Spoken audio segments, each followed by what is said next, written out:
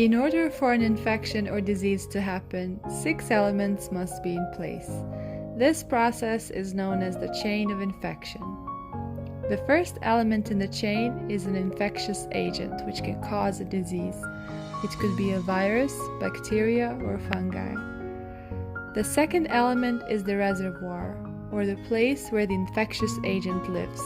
It can be a person, an animal, soil, food, water, etc.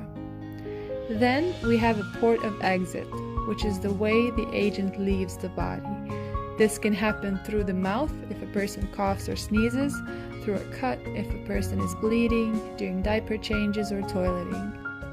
The next element is the mode of transmission, which is how the infectious agent is transmitted from one person to another.